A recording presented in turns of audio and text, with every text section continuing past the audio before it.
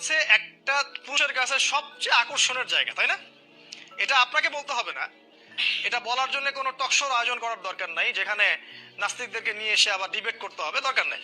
আল্লাহ পাক কোরআনেই সূরা আল ইমরানের মধ্যেই বলেছেন, যুইনা লিন-নাস হুব্বুশ শাহাওয়াতি মিনান নিসা। আল্লাহ পাক 6টা জিনিসের কথা বলেছেন। এই 6টা জিনিস হচ্ছে মানুষের কাছে সবচেয়ে পছন্দের। তার মধ্যে প্রথমটা হচ্ছে হুব্বুশ শাহাওয়াতি মিনান নিসা, মহিলাদের ভালোবাসা, মেয়েদের প্রতি আসক্তি।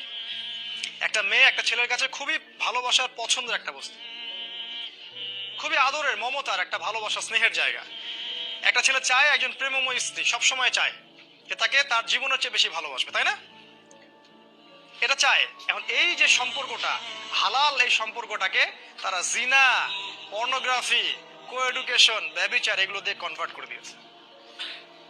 পর্নোগ্রাফি এমন ভাবে ছড়িয়ে দিয়েছে সারা বিশ্বে যে যে ছেলেটা পর্ন দেখে বা যে ছেলেটা এর হারাম ব্লু ফিল্ম দেখে, সে একটা মেয়ের দিকে ভালোবাসার দৃষ্টিতে তাকাতে পারবে না। একটা দৃষ্টিতেই তাকাতে পারবে, ভোগের দৃষ্টি, ভোগ। একটা মেয়েকে দেখলে তার কাছে মনে হবে একে ধরে ধর্ষণ করতে হবে, একটা খাওয়ার জিনিস, একে খাইতে হবে, ব্যাপারটা ওর কাছে এরকম মনে হবে। কথা কি বুঝেন নাই? ওই একটা মেয়ের দিকে সে স্বচ্ছ ভালোবাসার দৃষ্টিতে তাকাতে পারবে না। বিয়ে করলেও সে সন্তুষ্ট হবে না তার স্ত্রীকে নিয়ে, কারণ তার মাথার মধ্যে দুনিয়ার ন্যাংটা মেয়ের চিত্র ঘুরতেছে, সে কোনোটা নিয়ে সন্তুষ্ট না। এটা এমনি এমনি হয়নি ভাই, এটা আপনার ভিতরে নূর ইমানের তেজটাকে ধ্বংস করে দেওয়ার জন্য চক্রান্ত করা হয়েছে।